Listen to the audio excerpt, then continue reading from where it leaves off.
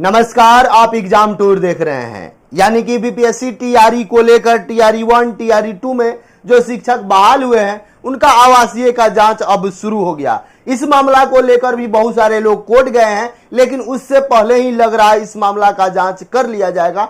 देखिएगा क्या है सबसे पहले, उसके बाद अतिथि शिक्षक पर भी आएंगे। नियुक्ति सभी शिक्षकों को, जितने भी शिक्षक नियुक्त हैं सभी शिक्षकों के आवासीय प्रमाण पत्रों का होगा वेरिफिकेशन में इस बार क्या प्रक्रिया अपनाया जाएगा, किस तरीका से वेरिफिकेशन होगा, इस पर भी बातचीत किया जाएगा।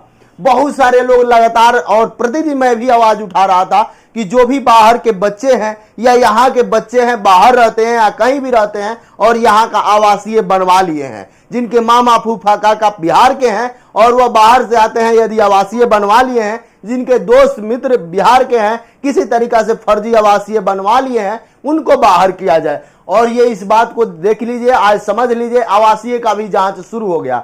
यानी कि अब सरकार और शिक्षा विभाग को भी लग रहा है कि वास्तव में फर्जी शिक्षक बिहार में ज्यादातर बहाल हो चुके हैं, जिस पर नकेल कसने की जरूरत है। मैं इस बात को कहता हूं तो बहुत सारे लोगों को यह बात गलत लगता है, लेकिन आप ही जरा सोचिए, किसी भी देश में या किसी भी राज्य में यदि बहाली लिया जाए और वहां के बाहर के बच्चे आ जाए, यदि देश में यानी कि इंडिया में कोई बहाली निकले, पाकिस्तान के आ जाए, नेपाल के आ जाए, भूटान के आ जाए, तो कैसा लगेगा। ठीक उसी प्रकार मैं ये नहीं कह रहा हूं, लेकिन फर्जी आवासीय बनवाकर यदि आप आ गए हैं, फर्जी आप यहां रहते नहीं है, बिहार के निवासी होकर यहां का लाभ उठाए हैं, कैसा लगेगा।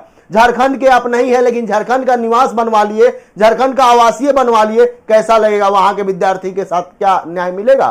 तो इसलिए इसकी जांच अब शुरू हो गई है। ये किस तरीका से जांच होगा थोड़ा सा समझिएगा।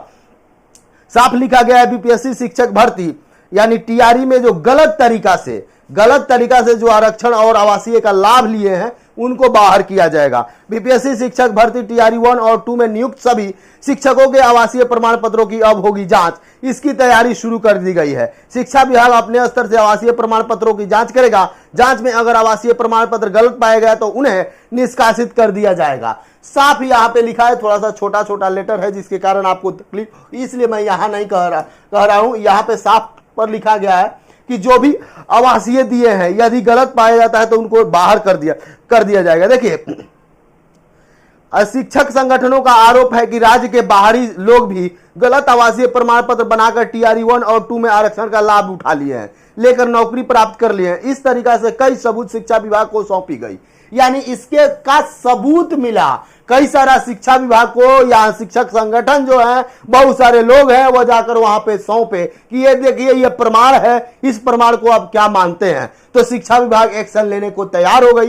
हालांकि इस पर बातचीत अभी कोर्ट में कई प्रकार के केस पड़े हुए हैं, उस पर आज नहीं कल उस पर भी फैसला आएगा। लेकिन अभी से यदि शिक्षा विभाग जांच कर ले, दुरुस्त कर ले, तो किसी प्रकार का कोई दिक्कत नहीं होगा।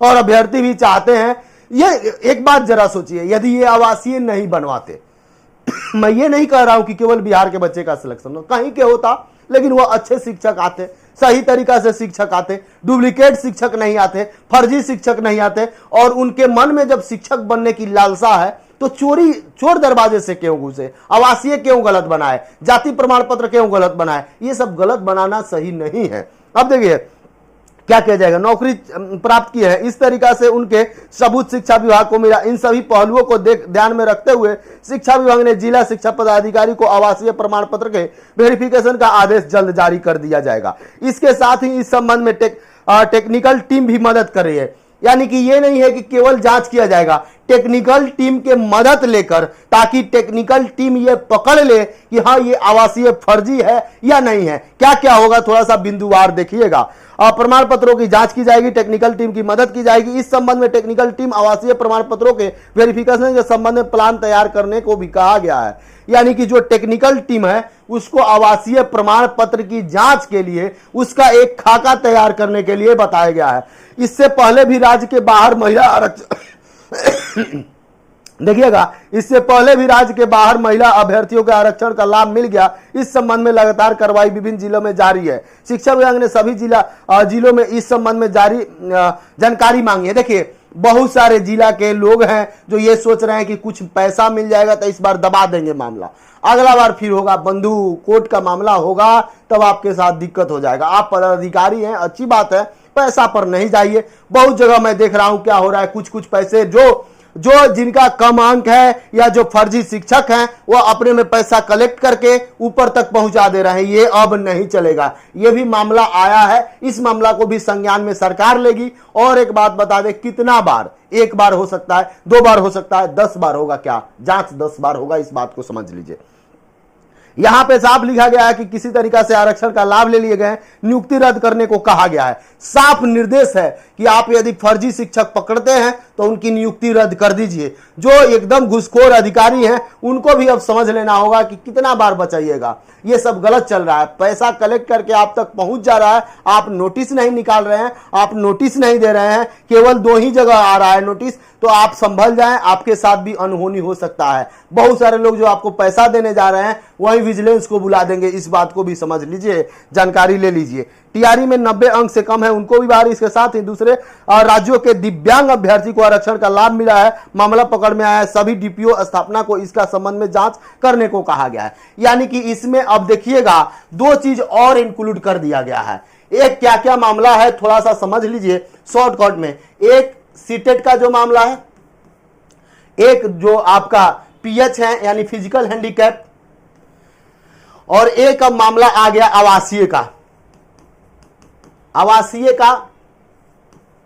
का जो मामला आ गया, यानी कि 3 मामला पर अब जांच हो रहा है। एक आवासीय, दूसरा आपका फिजिकल हैंडीकैप जो विद्यार्थी हैं उनके स्थान पर जो बिहार के विद्यार्थी के जैसा आरक्षण मिला है उनका, और तीसरा 90 अंक का मामला है, ये चल रहा है। बहुत सारे जो अधिकारी हैं जिनको अब डीपीओ को मिला है तो कम से कम इस पर ध्यान दें। ये ना करें कि किसी तरीका से कुछ इकट्ठा करके आप तक पहुंच जाए तो 2 माह रोक दें, 3 माह रोक दें, इससे बहुत नुकसान है, इस बात को समझ लें। अब देखिए यहां पे एक और सूचना है, बीपीएससी हाई कोर्ट के निर्देश पर मिला आवेदन का मौका। अतिथि शिक्षकों की टीआरई 3 के लिए आज से करेंगे आवेदन। आप आज से कर सकते हैं, यानी 4 तारीख से लेकर 10 तारीख तक आप कर सकते हैं, यही मौका आपको दिया गया है। यहां 27 से 30 जून के बीच में आपका एग्जाम संभावित है, इस बात को भी समझ लेंगे।